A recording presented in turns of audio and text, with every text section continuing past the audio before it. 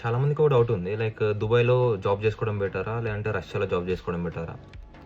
So, ఒక comparison చెప్తాను నేను. దుబాయ్‌లో నేను చాలామంది వర్కర్స్‌తో మాట్లాడాను. ఒకటి తెలిసిందేంటంటే, ఏజెంట్ ఎవడైతే ఉన్నాడో వాడేమంటాడు, మీకు 1,00,000 శాలరీ వస్తదంటాడు దుబాయ్‌లో.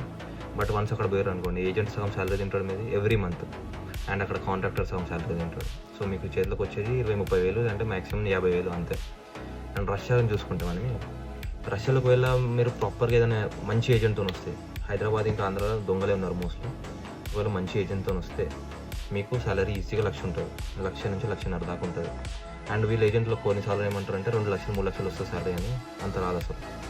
1,00,000, 1,50,000 మంచిగా వస్తుంది. మీకు చిన్న చిన్న పనులకు మంచి సాలరీ వస్తుంది.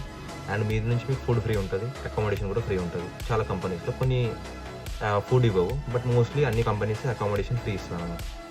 బెటర్ ఆప్షన్ ఏంటంటే రష్యా. బెస్ట్ సాలరీ ఉంటుంది. ప్రాపర్ టైంకి సాలరీ వస్తుంది.